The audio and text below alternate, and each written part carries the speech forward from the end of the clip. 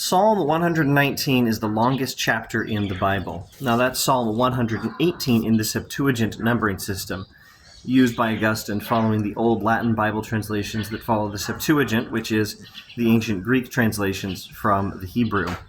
Now, Augustine apparently wrote his expositions on Psalm 119 last. He long delayed explaining this psalm, less because of its length, Latin longitudo, than because of its depth, Latin profunditas. The thing about Psalm 119 is that it actually is pretty easy to understand. It seems too easy to understand. That means even the hidden layers of meaning in the psalm are themselves hidden. We have to find the mysteries before we can solve them, and that is an extra layer of mystery. A Bible passage is extra profound when it seems simple. That's Augustine's way of thinking anyway, and that's why he delayed so long to exposit Psalm 119.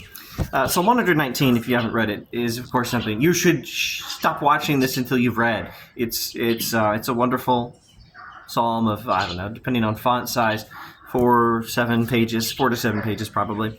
It's David reflecting on God's law, I believe. Though I'm not sure off the top of my head if there's a superscription saying it's David. Augustine, incidentally, if I haven't mentioned this before, thinks all the Psalms are written by David. I think I did mention that. Anyway, when he got to Psalm 119, where the psalmist reflects on God's law, Augustine exposited the psalm in 32 sermons. Now, he may not have preached all of them. He preached most or all of them. They are pretty short sermons, and you can see him telling the churchgoers things that indicate that he's trying hard to keep the sermons short. These sermons are a very interesting Augustinian reflection on a lot of theology. In Augustine's way of reading the Psalms, this psalm, of course, included Christ and church are united and they speak together. Psalm 119 is their words, Jesus talking, sometimes in his own words and sometimes in the words of his bride, the church.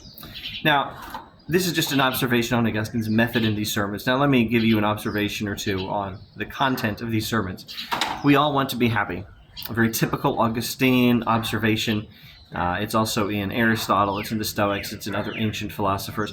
The first sermon in the series of 32 sermons on Psalm 119 tells us that it's very important to seek happiness in the right way. That also is, of course, a very Augustinian observation. He's been saying this since the Cassiciacum dialogues. Now, what is the right way? It's the way of loving God's law. A good Psalm 119 answer. How does that love happen? How do we learn to love God's law? Well, we can't do it without God's help. Only by God's grace can we learn to love God's law. Now, what does that leave for us to do? What are we supposed to be doing to apply this grace or to get this grace? Well, we're supposed to resist our sinful desires. We're supposed to pray. We pray for God to help the love of what is right, the kind of love where we obey God's law because we love God, not because we're afraid of punishment. We pray to God to help that love win out in our hearts. And we practice the love of God and neighbor.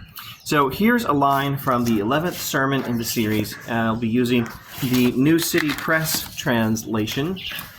Augustine says, "Let us love him in himself, love him in ourselves, and love him in the neighbors whom we love as ourselves, either because they possess him or in order that they may possess him.